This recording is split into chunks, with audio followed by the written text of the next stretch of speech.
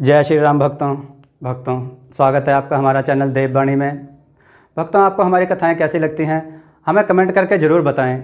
भक्तों, हमारी कथाओं को लाइक अधिक से अधिक करें, इन्हें शेयर करें और हमारे चैनल को अधिक से अधिक सब्सक्राइब करें। भक्तों, आपसे एक गुजारिश है, हमें इंस्टाग्राम पर फॉलो करें जिसका लिंक डिस्क्रिप्शन में दिया गया है। तो चलिए शुरू करते हैं आज की कथा। जय श्री राम भक्तों, सवालों की श्रृंखला में आप सबका स्वागत है।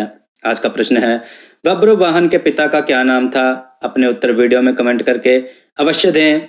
चलिए आज की कथा श्रवण करते हैं। आज की कथा है एक कसाई और दो व्यापारी। आइए कथा श्रवण करें। किसी गांव में दो बहुत ही पक्के मित्र रहते थे। उनका नाम पवन और अभय था। वे बचपन से ही स्कूल में साथ पढ़े थे। जब वे युवा हुए तो उन्होंने तय किया कि वे दोनों अपना व्यापार भी एक साथ करेंगे। दोनों ने मिलकर कपड़ों का व्यापार शुरू किया और उनका व्यापार खूब चल निकला। वे दोनों विवाह करके घर बसाने की सोचने लगे, लेकिन तभी उनके व्यापार को किसी की बहुत ही बुरी नजर लग गई।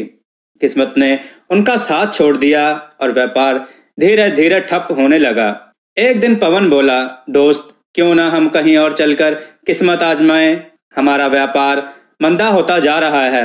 यदि यही हाल रहा तो हमें भोजन के भी लाले पड़ जाएंगे। इससे तो अच्छा है कि हम किसी दूसरे देश जाकर नया व्यापार शुरू करें। अभय बोला, पवन, तुम ठीक कहते हो। धीरे धीरे यहाँ का काम बंद कर देना चाहिए ताकि पैसे इकट्ठा करके कहीं और व्यापार कर सकें। 2 महीने के भीतर दोनों मित्रों ने मिलकर अपना व्यापार बंद कर दिया। अपने धन को स्वर्ण मुद्राओं के रूप में लेकर वे अपने घोड़ों पर सवार होकर चल दिए। 2 दिन में वे दूसरे देश पहुंच गए। दोनों ने वहां जाकर एक सराय में अपना सामान रख दिया। रात्रि में अभय बोला, पवन, मैं 1000 स्वर्ण मुद्राएं और घोड़ा लेकर जाता हूं और देखता हूं कि व्यापार का कोई इंतजाम हो जाए। तब तक तुम यहीं मेरा इंतजार करो। पवन बोला, मित्र, जरा संभल कर जाना, ना जाने यहाँ के लोग कैसे हों। अभय को व्यापार का अच्छा तजुर्बा था। वह बोला, फिक्र ना करो मित्र, अच्छा मैं चलता हूँ, शाम तक लौट आऊंगा। थोड़ी ही दूर जाने पर एक व्यक्ति ने पूछा, क्यों भैया, क्या घोड़ा बेचने जा रहे हो? अभय बोला, कोई खास इरादा तो नहीं है, पर कोई अच्छा खरीदार मिल जाए तो बेच भी सकता हूँ। वह व्यक्ति बोला, मैं तुम्हारा घोड़ा खरीदने को तैयार हूँ। बताओ तुम्हारे घोड़े की कीमत क्या है? अभय ने सोचा, मुझे घोड़ा बेचना तो है नहीं, पर यदि इसकी अच्छी कीमत मिल जाए तो बेचने में कोई हर्ज भी नहीं है। वैसे भी यह घोड़ा बूढ़ा हो गया है। इसके दाम ठीक मिल गए तो इसके बदले दूसरा अच्छा घोड़ा खरीद लूंगा। अभय बोला, मेरे घोड़े की कीमत 800 स्वर्ण मुद्राएं हैं। वह व्यक्ति बोला, मैं यहीं का दुकानदार हूँ, तुम कोई अजनबी जान पड़ते हो। यहाँ तो घोड़ा 200 स्वर्ण मुद्राओं में मिल जाता है। अभय बोला, लेना हो तो लो, इसकी कीमत कम नहीं होगी। क्या नाम है तुम्हारा? वह व्यक्ति बोला, मेरा नाम शैलेश है। मुझे तुम्हारा घोड़ा बेहद पसंद है। यह लो 800 स्वर्ण मुद्राएं, अब घोड़ा मेरा हुआ। अभय ने खुश होकर 800 स्वर्ण मुद्राएं ले ली और घोड़े से उतरकर घोड़े की जीन खोलने लगा ताकि अपनी स्वर्ण मुद्राएं निकाल सके। लेकिन शैलेश अभय से बोला, अब यह घोड़ा मेरा हुआ तो इस पर से तुम कुछ भी नहीं ले सकते। हम यहाँ के व्यापारी हैं और जुबान के बड़े पक्के होते हैं। सौदा तय करते समय यह कतई तय नहीं हुआ था कि तुम इसकी जीन या कोई सामान उतार लोगे। अब तुम घोड़े को हाथ भी नहीं लगा सकते। अब वह बहुत परेशान था कि अब क्या करे। इतने में शैलेश घोड़े पर बैठकर उसे तेज दौड़ाता हुआ शहर की तरफ चला गया। अब वह बहुत दुखी होता हुआ सराय लौटा और अपने मित्र पवन को सारी बात विस्तार से बताई।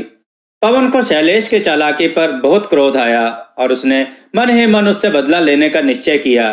अगले दिन सुबह पवन तैयार होकर बोला, अभय, मैं शहर जा रहा हूँ, व्यापार के लिए कुछ ना कुछ इंतजाम करके लौटूंगा, तब तक तुम यहीं आराम करो। अभय बोला, ये 500 स्वर्ण मुद्राएं साथ लेते जाओ। पवन ने हंसते हुए जवाब दिया कि इसके लिए 25 स्वर्ण मुद्राएं काफी हैं। फिर वह 25 स्वर्ण मुद्राएं लेकर चल दिया। शहर में जाकर उसने शैलेश की दुकान के बारे में पता किया तो पता लगा कि शैलेश कसाई है और मीट बेचने का धंधा करता है। पवन सीधा शैलेश की दुकान पर पहुंचा। उसने देखा कि शैलेश की दुकान काफी बड़ी थी। ऊपर छत पर उसके बच्चे खेल रहे थे। वहीं छत पर स्त्रियां बैठी काम कर रही थी।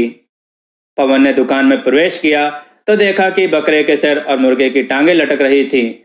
दुकान के पिछवाड़े के आंगन में घोड़ा बंधा था। रुक रुक कर घोड़े के हिनहिनाने की आवाज आ रही थी। पवन ने पूछा, भैया यह सिर और टांगे कितने की हैं?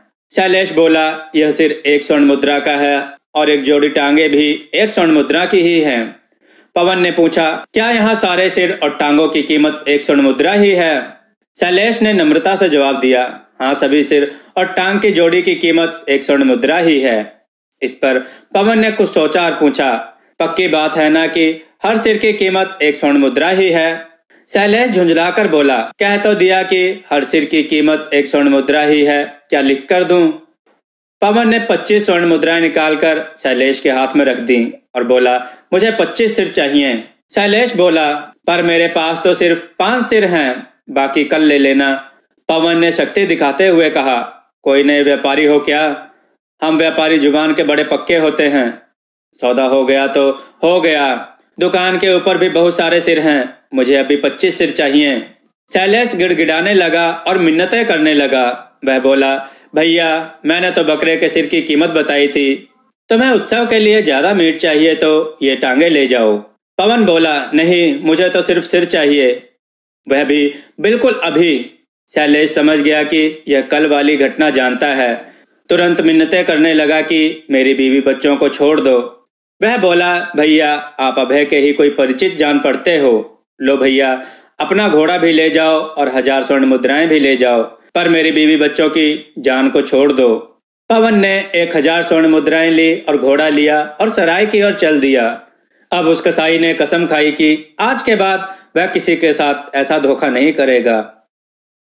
दोस्तों, आपको यह कथा कैसी लगी? अपने विचार और सुझाव कमेंट में जरूर दें। हमारी कथाओं को लाइक करें, हमारे चैनल को सब्सक्राइब करना ना भूलें। हमारी कथाओं को शेयर जरूर करें जिससे लोगों को अच्छा ज्ञान प्राप्त हो। जय श्री राम भक्तों। जय श्री राम भक्तों, देववाणी की तरफ से आप सबका बहुत बहुत धन्यवाद कि आप सब ने हमारे चैनल को बहुत सहयोग दिया और हमारी वीडियो को बहुत पसंद किया, जिस वजह से हमें यूट्यूब की तरफ से ज्वाइन बटन का ऑप्शन मिला, जहां पर आप हमें ज्वाइन बटन पर क्लिक करके हमें ज्वाइन करें, जिसके लिए आपको 29 रुपये या 59 रुपये का चार्ज देना पड़ेगा। जो हमें ज्वाइन करेगा उन्हें हम कई तरह की सुविधाएं देंगे और उनके कमेंट्स का जवाब देंगे। यहाँ हम आपको कथा कहानियों के टिप्स भी देंगे और हम आपके सुझाव पर वीडियो बनाने की पूरी कोशिश करेंगे और हम आपका नाम वीडियो में ज़रूर लेंगे। धन्यवाद।